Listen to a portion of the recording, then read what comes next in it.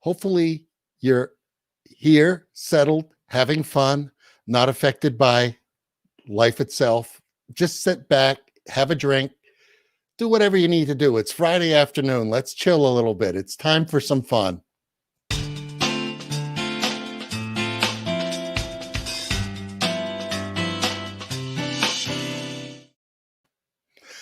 My name is J.R. Arsenault, and this is Enjoy the Journey. Today, I've got a good friend, Scott Goyette, and Scott is an amazing individual. How many times have you heard that about people? But in the past, maybe it's happened, maybe it hasn't. Hopefully today you will see very soon why I wanted him on this show. He has an incredible insight into being positive and letting that spill over to other people. Hi, Scott. Hey, how are you, JR? It's good to see you. Good. Tell me a little bit about yourself. I mean, I know you're a speaker and a motivator and an author, and you've even alleged to be a college professor once or twice. Yeah, that's easy. You just have a friend who says you want to teach, and suddenly you're in the classroom. So that was an accident. A little bit about myself. I'm the classic person who's been on autopilot for a long time, and then something just smacked them in the face, and they woke up due to some amazing people around me. And now what I like to do is try to give back that kind of smack in the face to others and help people wake up and get off that autopilot. And it's put me into quite a few good opportunities. One of them founding Go Love Now, which is an organization where we teach kids about self-love, self-nurture, compassion, and kindness.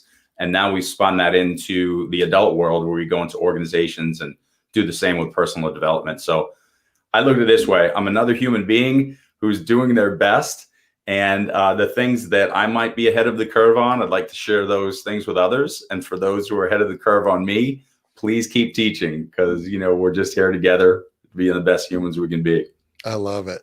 So tell me a little bit about your background. Obviously, you didn't just luck into this. It's a process, one brick at a time. Let's explore a few of the bricks and see how you got this wall built. Sure. One of the things that I always like to talk to people from when I'm on stage, and I ask this question a lot, is I say, how many people here are fighters? And literally half the audience, depending on the group you're speaking to, will put their hands up. And most people see fighter as a really strong positive, right? It's like, are you a fighter? Yeah, absolutely. I've got everything I've got because I'm a fighter, and I don't take no for an answer, and I work hard. And that feels good to a lot of us. So one of the things that I ask the audience is that how many people are fighters? And then I say, tell me a little of your story. So I'll walk into some in the audience, and I get things like, I would have never gotten this if I wasn't a fighter, if I didn't do it this way or that way. And then throughout a little bit of discussion, I ask the question, what if instead of fighting, you surrendered to something bigger? You surrendered to, you can call it source, creator, God, whatever you want to call it. But that power that's really connected to drive you to find your brilliance. And one thing that I realized when I was young was I was a fighter. And you know why I got everything I got? Because of that. And one day I remember sitting there, just finished up college, and I was playing basketball. I was in summer league, and I was thinking to myself, all of this is because you don't quit. And then I started realizing all the friends that I had lost, or all the, you know, things that I had done that were just abrasive, or behaviors that really weren't that solid. And I came to the understanding that I didn't get what I got because of fighting. That might have been a result.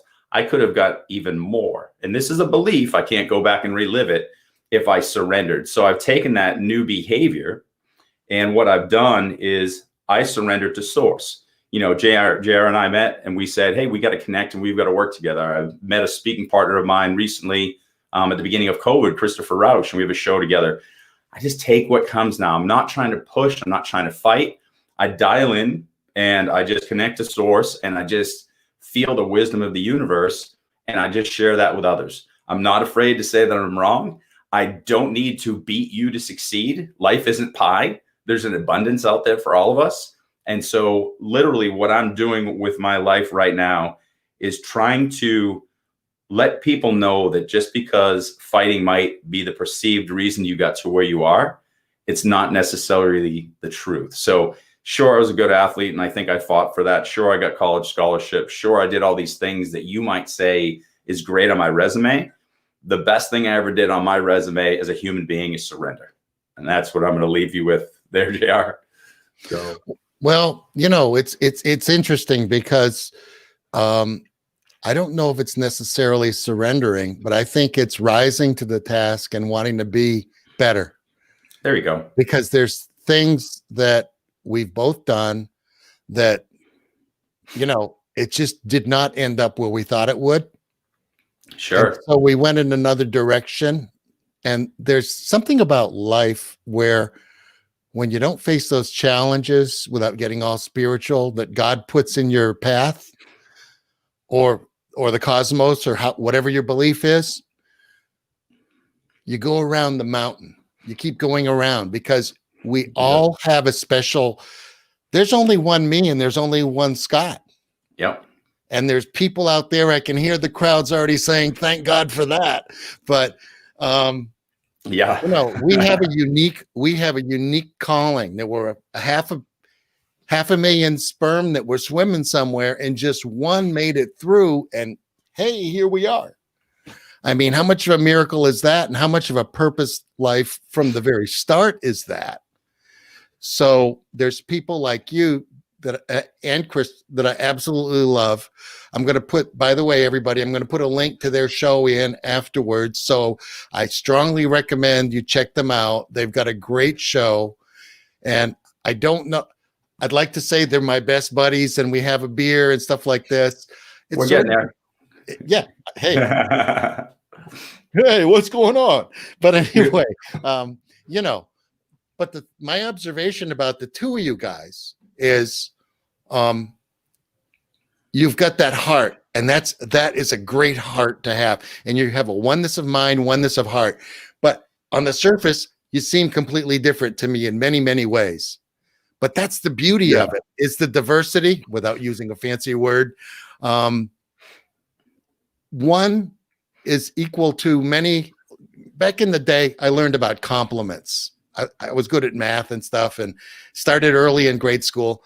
And it fascinated me because a half and a half is a whole, but 3/4 and 1/4 is the same result. And we don't need to bring the same thing to the table. What we need to do is bring something to the table that matches the other part, and that synergy creates the whole. And that's, long story short, that's what I see with you guys, is a beautiful synergy from two very diverse backgrounds with the same purpose.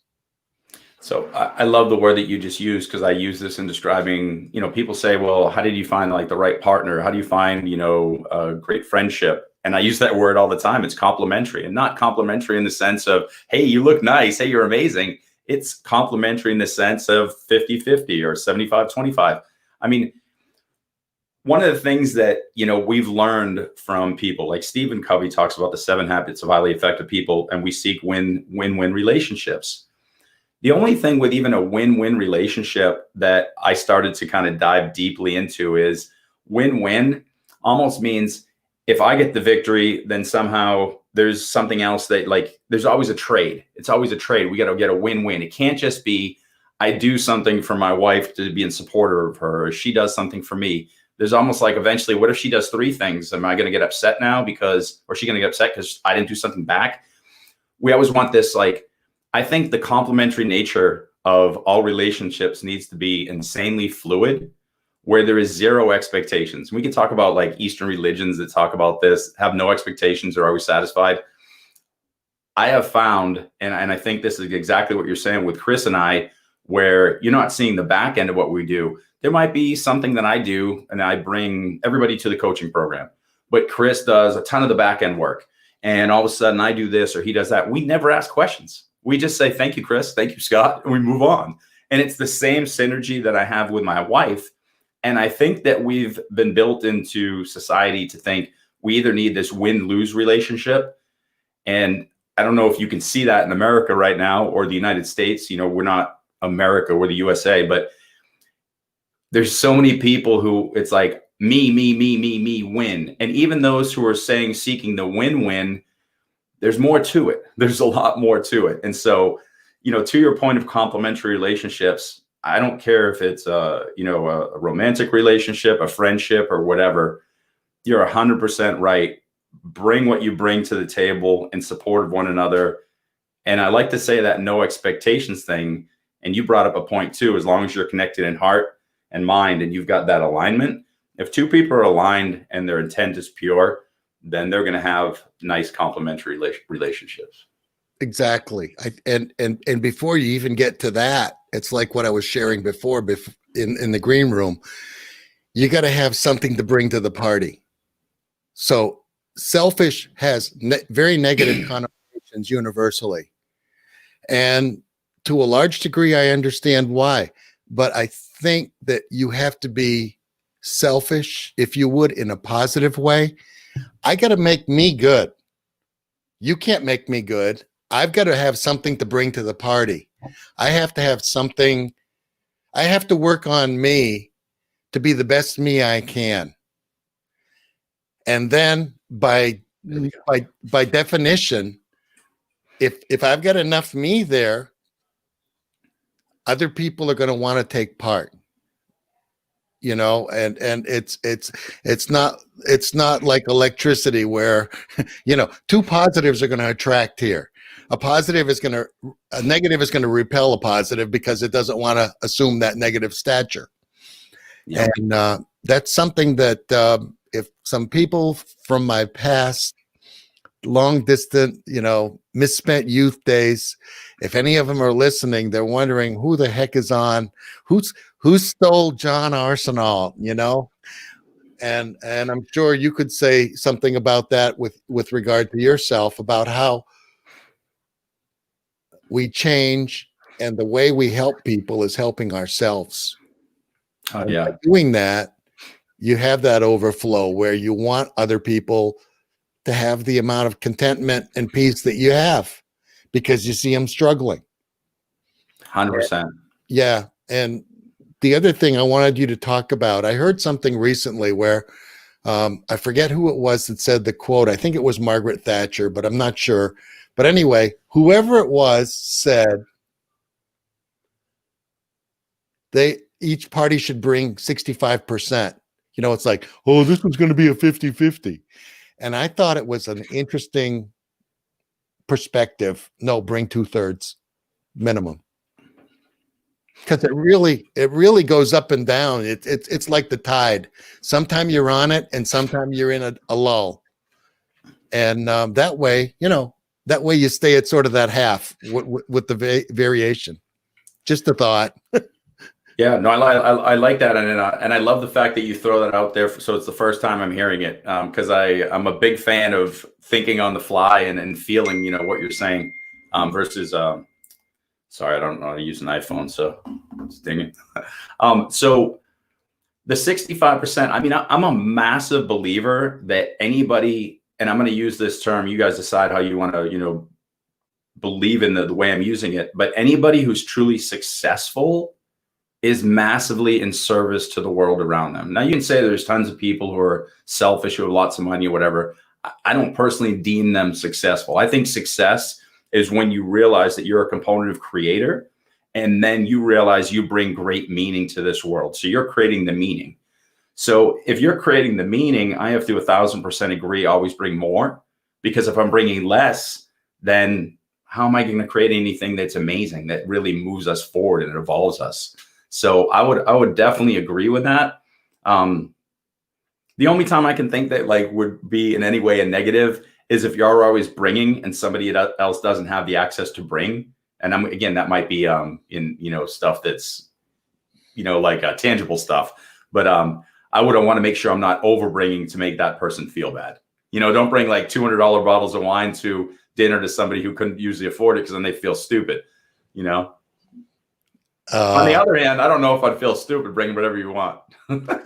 If I'm bringing $200 bottles of wine, everyone's going to say, who stole JR? There you go. There you go. Me too. They're like, did you break into a liquor store again? I'm like, I haven't done that since I was 16. Hey, at least you went to the back of the store for a change. There you go. That's true. Yeah. So tell me about, okay, interpersonal relationship. Gosh, we could spend from now until the next inauguration after this one about that and still not cover it. But getting into situations like with family or especially or friends that, you know, there's some people you love, absolutely love, but they're their own worst enemy in many ways. I speak from personal experience. I think we all do right now. Yeah. I think we all do. Yeah, because there's a lot of people where I just don't want to hear it anymore, and they're toxic, and it's like, do I unfriend, do I block, or do I just send Nunzio and Guido over to their house, you know? And, just kidding. But you know, elaborate a little bit on that as far as, you know, we know normally people are talking about the positives, but lots of us have lots of challenges right now relative to interpersonal things with, hey, people that were difficult in the good times. And now that things are getting even more interesting, they're getting even more bizarre. Yeah. And then the one that upsets me the most is the person who was always a good friend, but has these crazy tangent perspectives. And I'm like, but they're a good person. And so let's back into that. So I'm the person who's always preaching this, you know, go love now.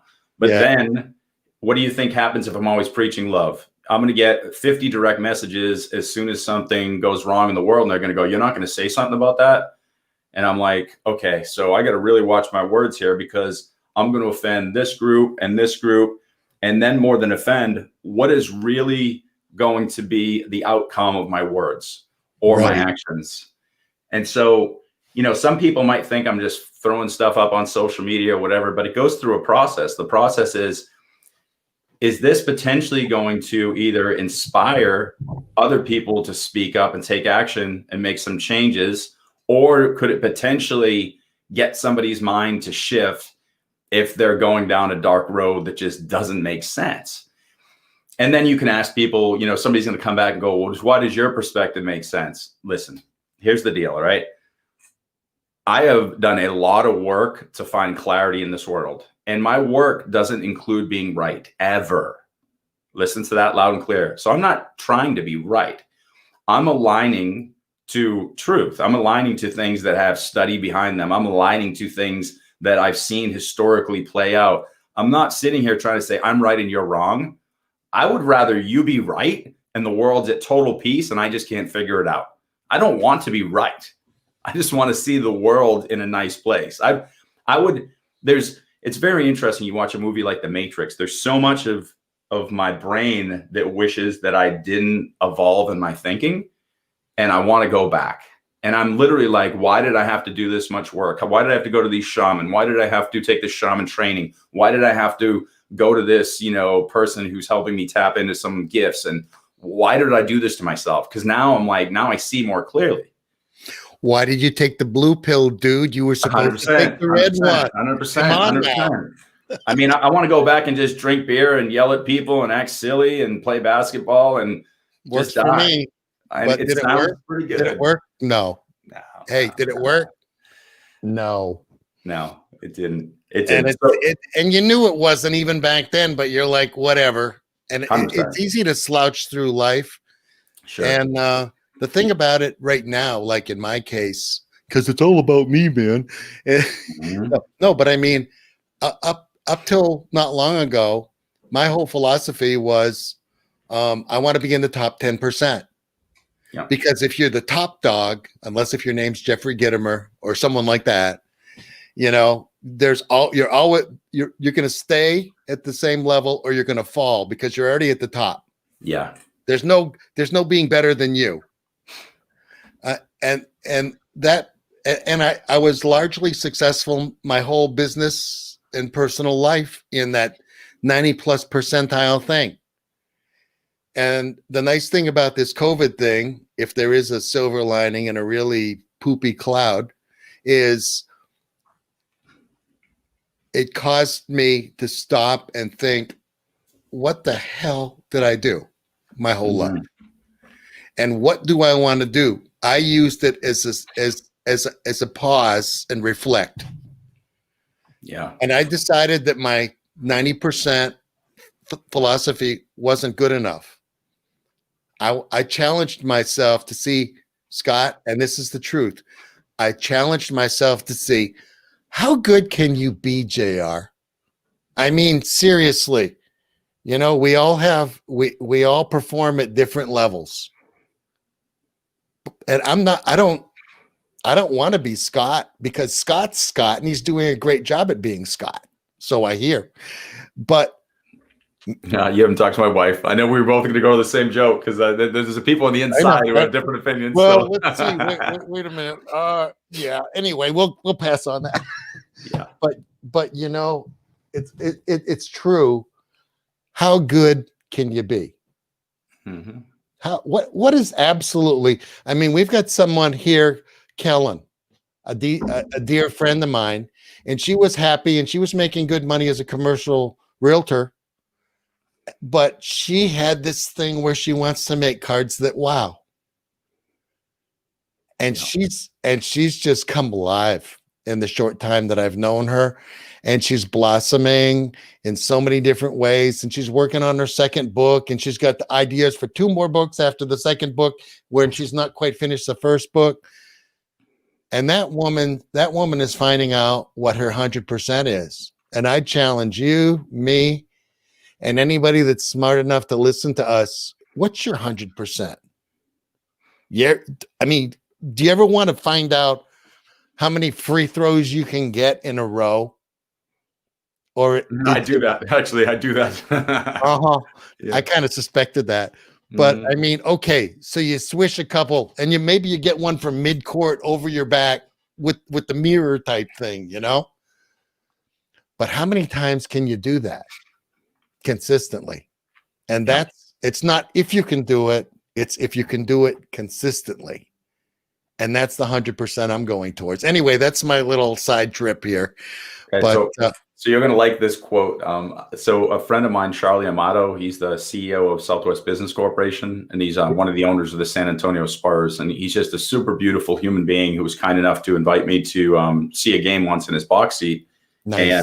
And he's just an amazing human. He's done some really nice things for the world and community. And I can't say enough about him. I reference him in business classes all the time because he's such a humanity first guy. I mean, but he introduced me to a guy, Brett Felt. And Brett Felt was a former PGA golfer, and he was in the Masters. And he took me out to Barton Creek Country Club here in Austin like the following week. And he said, let's play around. Nice. Mark my words, the first 3 holes, I was leading him by 2 strokes. And I'm not a golfer. I'm an athlete who thinks, oh, I can play golf. So in my brain, I'm saying, I'm going to beat this guy in golf. I end up losing by like 18 strokes at the end of 18 holes. And he looks at me and he goes, so in those first 3 holes, you were feeling pretty good, weren't you? And I never said, I was never showing anything. And he goes, let me tell you something, Scott. He goes, you're a great guy. I'm sure you're a great athlete. You're not bad because you're inconsistent. You're inconsistent because you're bad. Nice. And that is exactly, I go to the court and there's a kid who hits 1 3-pointer and then acts like that's the norm, misses 20. And then they're like, damn. And I'm like, it's the consistency in life. And so that was the most beautiful. You watch the PGA and you think of what's the level of consistency to be this good over every single shot in an 18-round game in the hardest courses. That's the perfect analogy for our life. It's what are you doing when people aren't looking? What are you doing in your routine in the morning? What are you eating? How are you sleeping? It's all of those pieces. And you can adjust a few of those and have gains that we could be just beyond comprehension. And with that analogy, it you consider Tiger Woods the up, the down, the comeback, but he has a coach. Yes. The great Tiger Woods has a freaking coach. Mm-hmm. We all need a coach, and we all need mentors, and we all need people that'll hopefully with a little bit of padding, give us a good swift kick where the feathers are thinnest. Yep. And I love it because I've got friends that do that to me. And the more I'm around people of excellence like yourself and like some of the people that are on here, the more really I'm humiliated quietly because I'm like, damn it, I'm better than this. I'm better than what's going on right now. Because if Scott can do it, I can do it. Yeah. I'm not saying I can do Scott's routine because I'm not Scott. But that's the challenge, is to be your best, especially in the, you know, not to be a drumbeat here, but if you're not working on being your best in the times that are coming up, you're really screwed, because you can't control what's going on outside. What you can control 100% is what's going on in here. Oh yeah. And what I read and the people that I hang out with, like you and Chris, and the people that are on, wonderful people. Had a wonderful conversation last night with Randy Chafee. And, you know, they're just people that know me and I know them, and it's a new friendship. But I don't want my old friendships. It's not that I'm rejecting them, but they only took me to a certain place. And I knew I had to reinvent myself. And I love those people dearly still. But you know what? I love you guys even more, because you know why? Those are my 90%ers, and you are helping me be my 100%er. And thank you, everybody that's listening to this. Anyway, that's my little testimonial. So I like that, and that's a thing that people are going to ask time and time again. Yeah, but I grew up with these people, or they're my best friend, or they've always been there for me, or I can't just leave them. And people always talk about this, like, what am I supposed to do to get this group of 5 people? Because everyone says you're an extension of the 5 that you're closest to. Here's what I would tell the people, like, hands down, is go out and become the best you, and whoever's supporting that, be around that person more. Listen, I don't like to say like the negative stuff, but I will say that I've left many friendships, and I've left them because they became so toxic. And I almost don't even like to talk about it in a negative way, because if anybody's ever listening, they know I'm talking about them, because they're not with me anymore. And I gave them all the chances in the world to be a part of my growth, not selfishly my growth. But here's the deal. If energetically I'm rising up and good things are happening to me, I'm traveling around the world with my family, and all these good things always happen to me, and they're like, oh, Scott, you were just lucky, or you were self-centered, or whatever crap they've tied to me from the past, I'm not playing that game anymore. Do you know why things work for me? It's very simple. I cleaned up my energy. I created more clarity. I aligned to good people, and I love the hell out of the human spirit. I love the connections. I love it. Like you said, like when you're like, hey, you want to go on the show? Yeah. Let's do this. Like, of course. Like, why would we ever not want to share our energy with the world? Why would we? This is what I always talk about, Jen. It's so simple. And whether what your religion is or your belief system, I always talk about, we came from one common source. So let's pretend that source or consciousness is vibrating, and there's no existence yet. It's just vibrating. It's just conscious. What does that consciousness want to create? That consciousness wants to create opportunity, existence, and that comes through contrast. So contrast is what? Different perspective points. So imagine here we are, and imagine little pixie sticks coming out. At the end of each of those sticks is a perspective point. That's you and I. So what's happened is, over the course of time, we are seeing what we're creating from a slightly different perspective. So there's a slightly different shift of how we each view the world. What's happened is we've forgotten our source.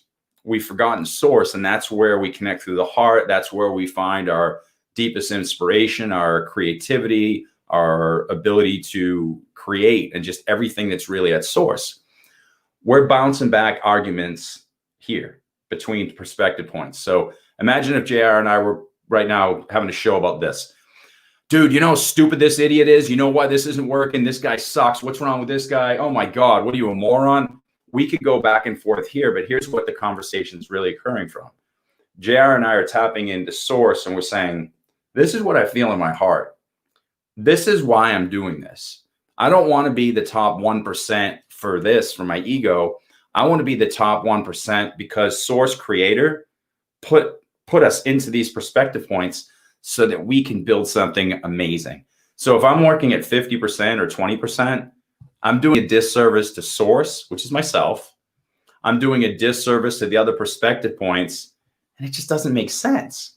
Like when you build a car with 2 wheels, I mean, I guess you could call it a motorcycle as long as it's on the right frame, but the point is you don't. So why are you living at 10%, 20%, 30%? It's just not a good decision. It really isn't. It's that simple. Break down everything else.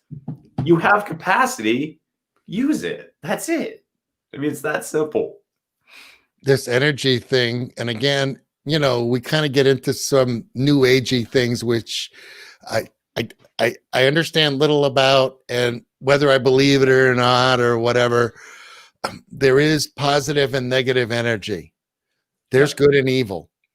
There's something that we were created by. There's a great show on Sunday night called the Ken and Glenn with a guy named Scott show. Mm-hmm. And one of the characters is Glenn Morshower, and he's brilliant, and he talks about excellent concepts. And one that he shared recently was, we all basically come out of the womb with a positive energy. Mm-hmm. And we are looking for that positive energy. And over the years and the course of whatever, sometimes we surround that. It's like having a beautiful, pure white bulb and putting mud on it. But we're always looking for that light. And we want to clean it off and all that. I'm adding to his whatever. Sure. But we are again, likes attract. Sure. And we are attracted to the light, and we are repelled by the dark, to use that sort of Eastern concept. And the thing about it is, if you were mentioned before, the 5 people that are most influential, hey, Grandpa told me a long time ago, before my ponytail, before all the other stuff, he told me I got 2 choices in life. I can choose the books and I can choose the friends, and everything else, they tell me what to do. So choose what I can wisely, because that's going to be more than what I'm told. And those 5 people, man, I work really hard on keeping things positive and getting around the best people I can, like you and Chris. Because I feed off of what you guys are doing, and it reaffirms, it cleans my light bulb and makes me shine, man. And look how shine. I mean, not that any, and it that's what I love about this. And that's what I love about streaming and being able to talk to people like you and other wonderful people that I've had, and a bunch of great people I've got lined up. I've got the great Randy Chafee lined up. He's right there. And Ron Goodwin. Ronnie's another Beantowner, man, and he's a wild guy. But that is one sharp dude, and he knows his stuff, and he's got his game, and he plays it to a very high level. I have a respect for both of those gentlemen, as I do for you, because, well, if you're going to go play championship, you're not going to be out there in the scrimmage leagues. You're going to go with the big boys. Mm-hmm. You're going to go with the people that you can't get around, and they're not going to let you make a basket. And you're going to figure out a way to humiliate them and fake one way and go the other and swish. And it's like, hey, the little guy just put one over on you, Yeah. And I get a lot of satisfaction out of that. And it's so good. There is a point to what I'm saying. It's so good to volitionally, with great purpose, have just the best things in your life and maintain that. Because we're so quick to turn the TV on, like I used to be. And it's just like, well, I'm bored. And then put your, put your 65-inch drug on and just disappear for an hour or two, or worse yet, get into one of those series where, although I will say that I got into Tony Soprano.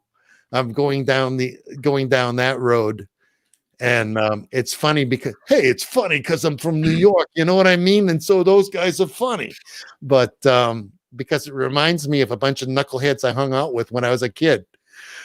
But the point of all this, be the best you can, and just now I want to ask you about this, because I'm not the world's greatest in, like, some people, they're just really anal and they get up at X o'clock and they've got their 20 minutes of this, 20 minutes of this, 20 minutes of this, pull the book out, journal, do this, do that. I work in a more eclectic way and I get things done, and maybe I could get things done in a more efficient pattern. But I'd really like to have your thoughts on what I just said about it's not the lack of discipline. It's more of an eclectic roll with it thing. What do you feel about people that have that sort of a purpose driven versus I hate to use the word anal, but very structured, super structured, systematic. Yeah. There you go. Take it away, Scott. So I'm going to back up a little bit to what you had just said when you were talking about Glenn Morshower, talking about when we pop into this world, we're light and then we drift from that. I would almost say when we pop into this world, we're source clarity. I wouldn't even associate it with light or darkness. So I would say that when we come into this world as a child, we're still connected to source and full. What's up, Robert? So we're still in source at full. And so what happens is around 3, when our brain shifts, and this will be a great analogy for you, is our lenses get distorted. So our lenses, hey, what's up, Chris? Hi, buddy. So our lenses get distorted. And what's happening there is, for example, somebody says, don't do that, you'll get hurt. You're like, okay, I can't do that, I'll get hurt. So you have a distortion in your lens. You're not as smart as your sister. Okay, well, I'm not as smart as my sister, so I'm not going to do any studying. You're not strong enough to lift that, so go back in your room, whatever. You're going to have these distortions that are so ridiculous that all your infinite potential is literally just getting discolored. So you come into this world and suddenly you're ready to compete and build. That's why we get fighters. We get people who are so angry, an emotion arose. So we're angry at what happened. We're like, I'm going to fight through this. You don't need to fight. Clean your freaking lenses off. Now, how do you do that? That's something that Chris and I teach in our coaching program. We don't give you pathways to anything. What we're trying to do is give you tools to specifically clean your lenses off. And then this will answer the question that you were asking.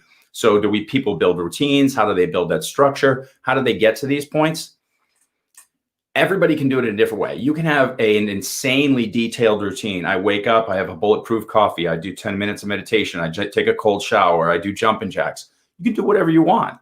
It's different for everybody. I like some structure, but yet I also like some freedom in how I'm going to build my day. But it all comes down to, I've created clarity for myself.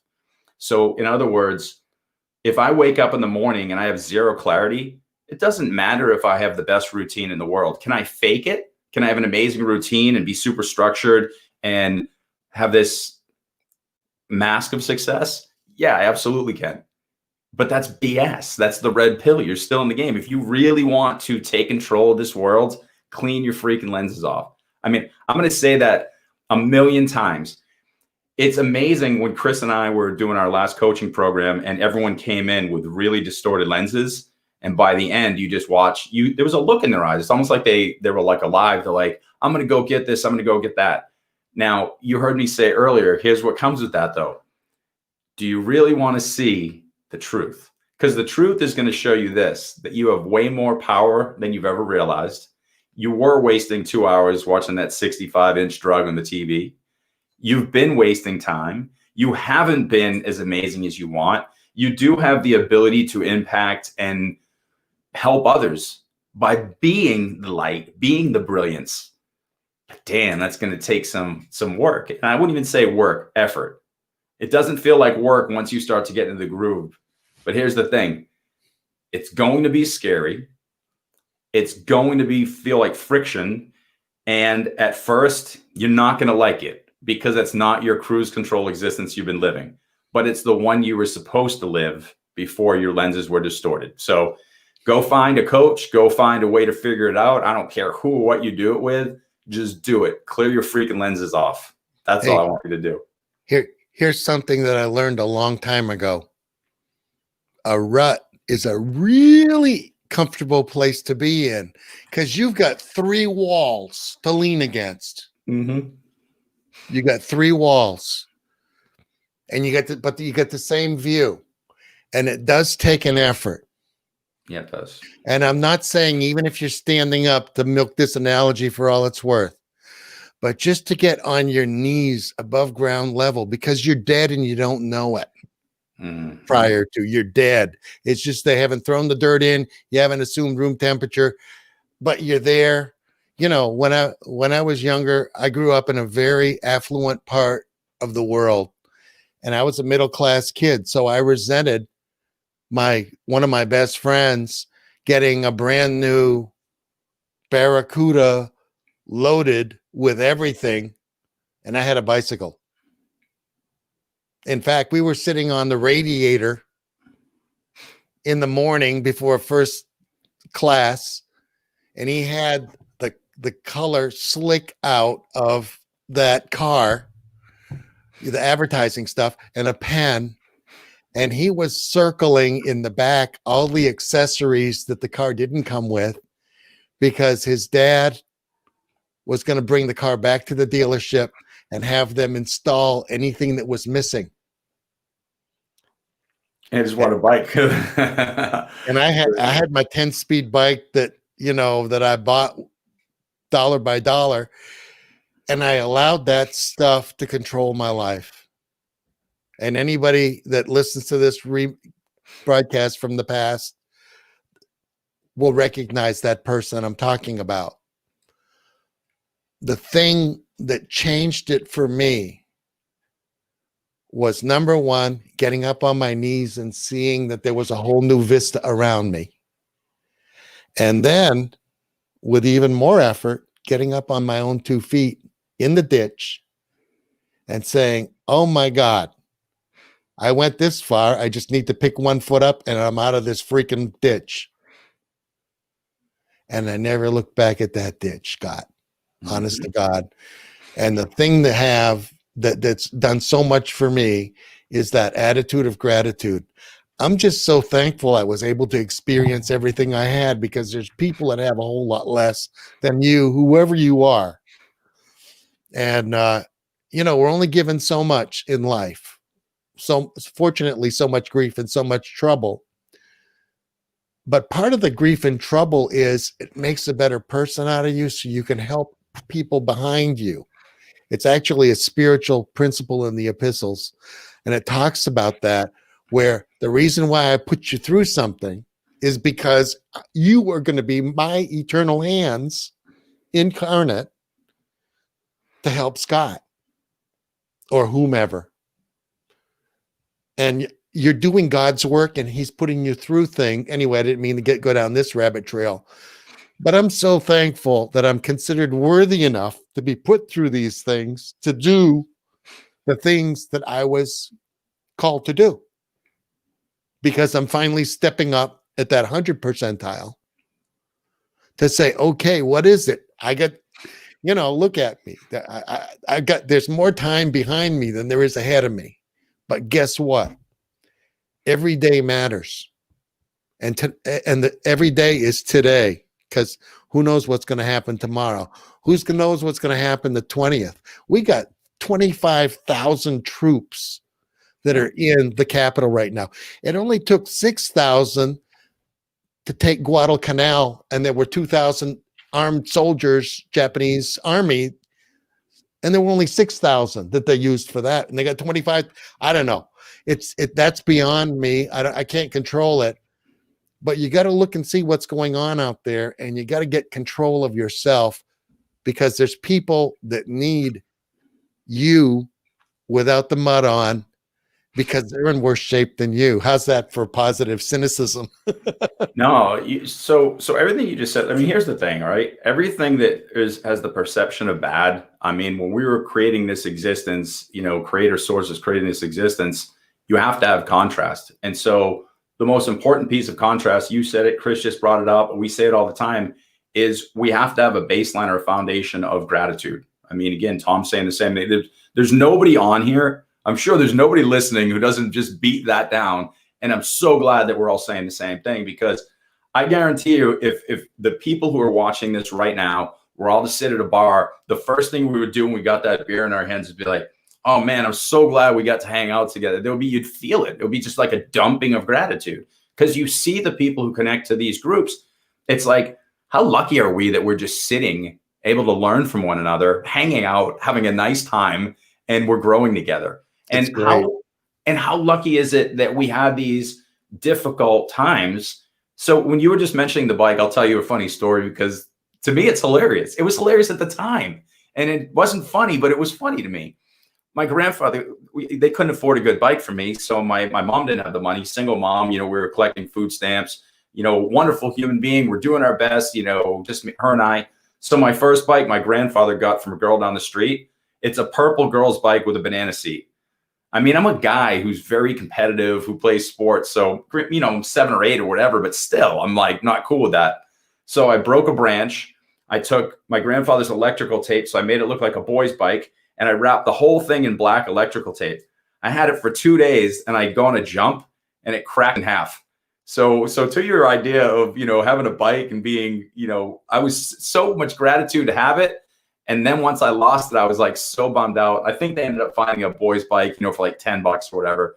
But I thought it was so awesome, to have that experience, to not have, lose again. Like even as a kid, I was like, damn, okay, well, that didn't work out. But I remember like I was upset, but I wasn't. I was more thankful that I had the bike for 2 days than the fact that it broke. It was just like I could see the lessons already early on. I was already appreciating the hardship, because I knew, it's like being an athlete. No one wants to go lift weights for 2 hours. Maybe some people do. I don't want to run 10 miles. I don't want to do all that stuff. I just want to hit the 3-pointer at the end of the game and have the girl tell me how cool it was that I hit a 3-pointer. That's all I really wanted. I wanted outcome. But I was going to do every darn bit of that, because I knew with that friction, something beautiful was going to be created from it. And I know people know that. They need to see it, and we've got to emulate that. We've got to be that brilliance. The best teacher is not the person who tells you all the stories. The best teacher is the person who's living it and existing in it, and you hear the stories. They're being it. They are their brilliance, and that's what I think everybody here is being. I think we're creating that foundation of gratitude. We're here to listen and to learn so that we can make ourselves even stronger, and we're bringing that to the world. So to your point, you've got all these troops that are sitting there in DC. Could something bad happen? Yeah, absolutely. But we have so many people who are waking up and coming alive as this veil is lifting. There's going to be more good than there is going to be negative. And the good is going to take that, and we're going to light things up. And when I say light it up, I mean in a brilliant way to light up the world. So in time, we're going to be okay. For now, we've got to really work on ourselves and shine our light. So it's just amazing that in this specific day and time, again, a positive in the negative. I mean, I would have never been in front of this camera. My life was behind the camera, and I made a very good living at it. And it was put on hold. I mean, there was 2 weeks where I had my little annuity that would come up every year with different clientele. And it wasn't postponement, it was cancellations. And whatever that nest egg was that I created my base on, it just vaporized. And I was crushed for a couple days, but it was only a couple days. It wasn't, this really sucks. Randy's got a Barracuda and I got a old Sturmey Archer or whatever, bicycle. And then I did the Jeffrey Gitomer 9:59 morning thing, and I did a few other things, and pretty soon I've got this streaming show fledgling, but exciting. I don't know where it's going to end up. I'm still purposing it. There's General George S. Patton is one of my favorite people. And I'll tone it down a little, because some of the stuff is not fit for mixed company that he says. But he says that that a good plan executed today violently is far preferable to a perfect plan executed tomorrow. And I've got a good plan today. You mentioned Stephen Covey. I don't know. It says start with the end in sight. One of the is that the first one, right? I think so. Start with the end in sight. And you know what? I've got some ideas what I'm going to do with this show and my new career thing that's evolving and stuff. But I'm just excited that I'm on the road. It's like the title of my course, what I'm handing out right now. Enjoy the journey. Mm-hmm. Hey, everybody, guess what? I'm having so much fun. If I had any more fun, they'd have to arrest me. Because I've never had this much creativity, the old tabula rasa, clean slate. Who would think at your age, let alone my age, you're given a clean whiteboard and some chalk to say, okay, what are you going to do for the rest of it? It's not the new normal. It is the here and now. Yeah. There is no new normal because none of this is normal to me. But it is the here and now. And, the thing that I like about, pardon me, I'm pontificating a little bit here. I do it, I think, as I'm moving along.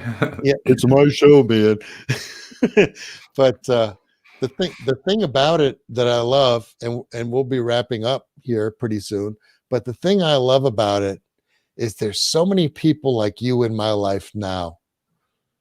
And this is just outright bragging, okay?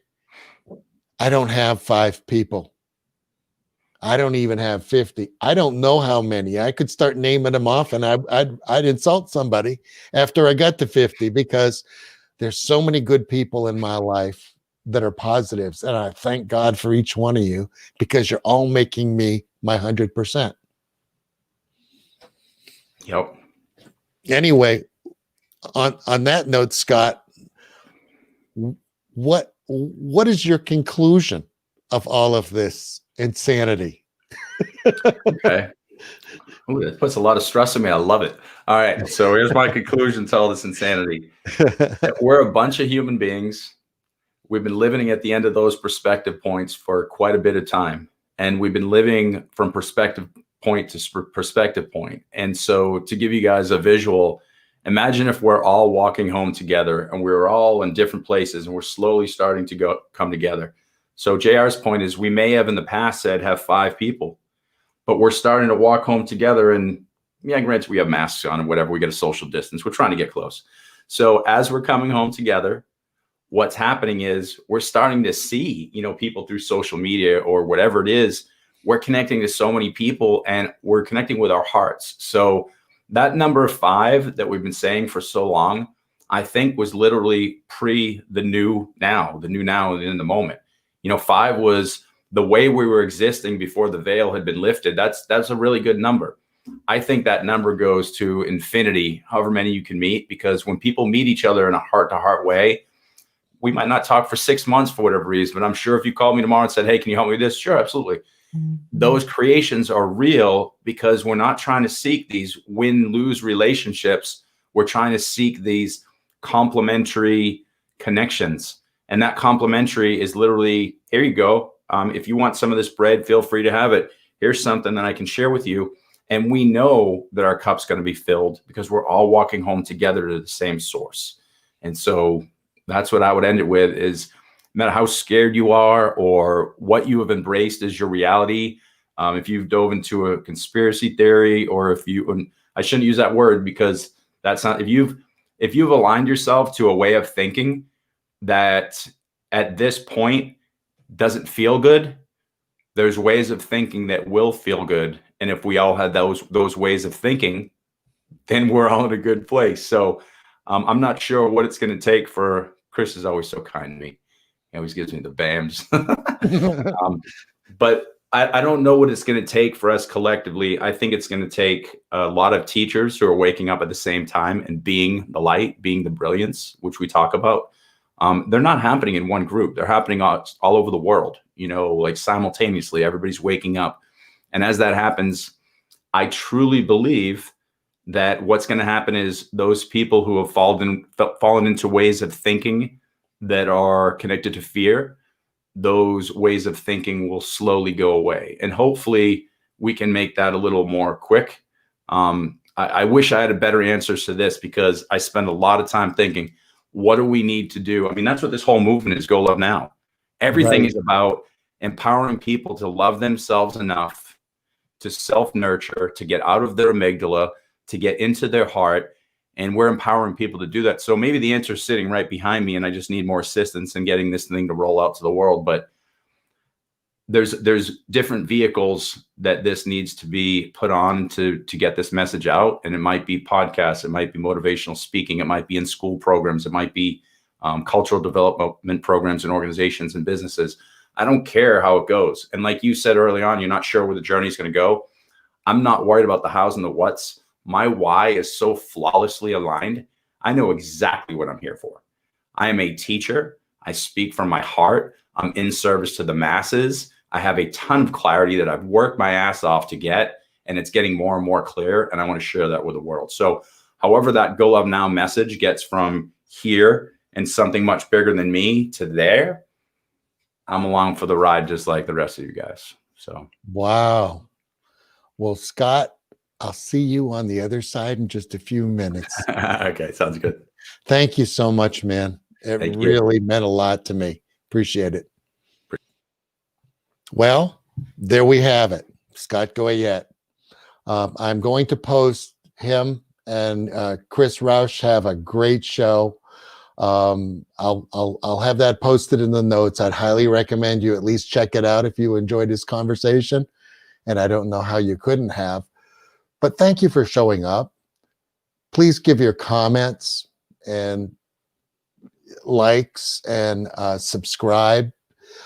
This is an evolving act of love, because I want to have more people on like Scott to help you folks and me to achieve our 100th percentile, whatever that may or may not be.